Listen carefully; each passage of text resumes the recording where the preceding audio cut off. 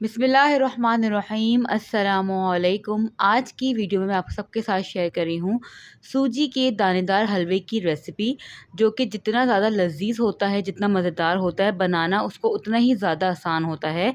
और अगर हेल्थ के पॉइंट ऑफ व्यू से देखा जाए तो ये हेल्दी भी बहुत ज़्यादा होता है। चलें फिर रेसिपी का आगाज़ करते हैं, रेसिपी स्टार्ट करते हैं। एक पैन लेंगे, उसमें डाल रही हूँ 2 कप पानी। 2 कप पानी के बाद मैं इसमें 1 कप चीनी ऐड करूँगी।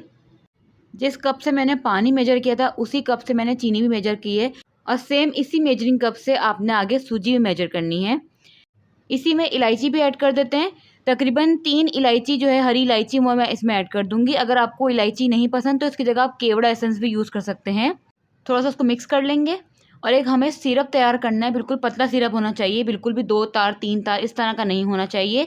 मीनवाइल हमें सूजी को भूनना है, तो सूजी को दूसरी तरफ हम लोग भून लेते हैं। सूजी भूनने के लिए मैंने यहाँ पे 1 कप जो है वो सूजी ली है, उसी मेजरिंग कप से मैंने सूजी को मेजर किया था। और ये सूजी हम इस पैन में डाल देंगे।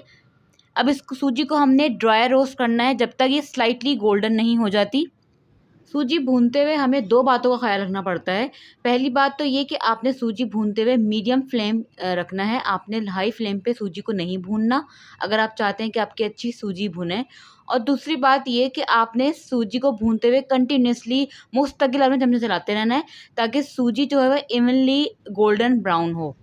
और आप ये देख सकते हैं कि मैं कंटिन्यूअसली इसको स्टर कर रही हूँ ताकि ये इवनली ब्राउन हो। और इस तरीके से आप देख सकते हैं कुछ ही सेकंड में ही ये सूजी भून जाएगी।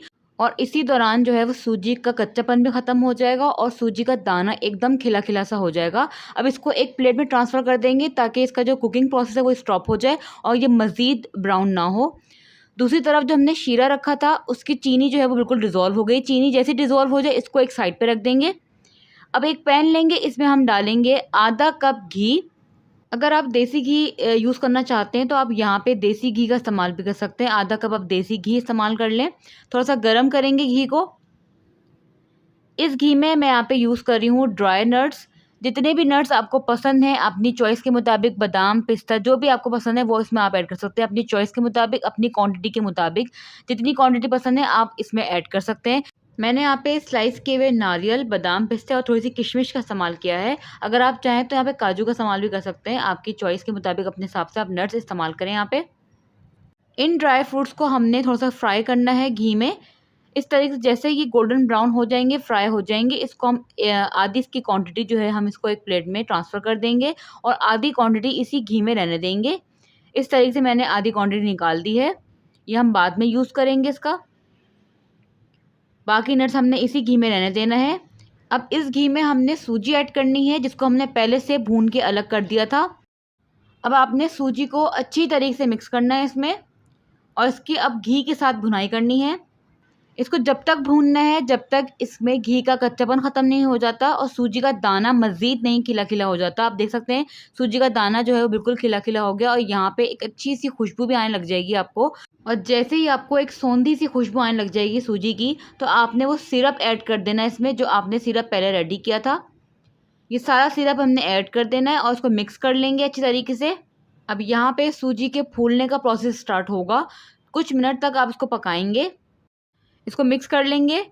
इसके बाद इसको कवर कर देंगे और कवर करके इसकी जो फ्लेम है वो आँच इसको हम हल्की कर देंगे, लो कर देंगे इसकी आँच। इसके बाद इसको हम पकाते रहेंगे कुछ मिनट तक।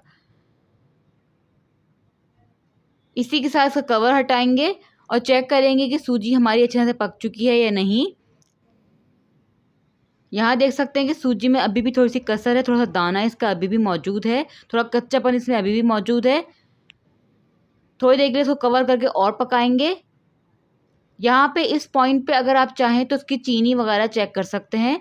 अगर आपको चीनी कम लग रही हो तो यहाँ पे आप चीनी डायरेक्ट भी ऐड कर सकते हैं और पानी के साथ में मिक्स करके सिरप बना के भी ऐड कर सकते हैं। अगर आपको यहाँ पे पानी भी कम लग रहा हो तो आप पानी भी और ऐड कर सकते हैं, क्योंकि अक्सर सूजी जो है वो पानी ज़्यादा एब्जॉर्ब कर लेती है। तो अगर पानी कम पड़े तो आप इसमें पानी ऐड कर सकते हैं, घबराने की ज़रूरत नहीं। इसमें आधा गिलास या 1 गिलास पानी और ऐड कर सकते हैं आप। ये देख सकते हैं हलवा हमारा कम्प्लीटली रेडी हो चुका है। अब इसमें हमने जो ड्राई फ्रूट्स अलग किए थे फ्राई करने के बाद, हम वो ड्राई फ्रूट्स में ऐड कर देंगे। कुछ ड्राई फ्रूट जो है ऊपर गार्निशिंग के लिए मैंने अलग कर दिए हैं, वो हम एंड में गार्निश के वक्त डाल देंगे। ड्राई फ्रूट्स को मिक्स कर लेंगे अच्छे से हलवे में। और आप देख सकते हैं सूजी कितनी ज़बरदस्त और दानेदार लग रही है और एकदम खिला खिला दाना सूजी का नज़र आ रहा है यहाँ पे। और यहाँ पे हमारा सूजी का दानेदार हलवा जो है वो मुकम्मल हो गया है, रेडी हो गया है। गर्मा गर्म सूजी का हलवा सर्व करें और साथ में ठंडी ठंडी दूध की मलाई इसके साथ सर्व करें। बेस्ट कॉम्बिनेशन होता है, हेवनली डिलीशियस फीलिंग आती है। जिसको आप उसको खाएंगे, ठंडी मलाई होगी, गरम हलवा होगा, बहुत मज़ेदार इसका हलवे का टेस्ट लगेगा आपको। इसको आप ज़रूर ट्राई करिएगा और मेरी रिकमेंडेशन पे मलाई के साथ ज़रूर एंजॉय करिएगा और मुझे ज़रूर बताइएगा कि आपको कैसा लगा ये हलवा। आई एम डैम श्योर कि आप ये ज़रूर ट्राई करेंगे और आपको ये रेसिपी बहुत अच्छी लगेगी। और अगर आप मेरे चैनल पे नए हैं, फर्स्ट टाइम मेरी वीडियो देख रहे हैं, तो अगर मेरी रेसिपी आपको अच्छी लगी या वीडियो अच्छी लगी तो वीडियो को ज़रूर लाइक कर दीजिएगा, चैनल को ज़रूर सब्सक्राइब कर दीजिएगा। इस चैनल पे आपको मिलेंगी न्यू वीडियोस, अच्छी अच्छी रेसिपीज़ जो कि आपको बहुत अच्छी लगेंगी। मिलते हैं फिर अगली वीडियो में, जब तक अपना रखिए ख्याल। अल्लाह हाफिज़ एंड थैंक्स फॉर वॉचिंग।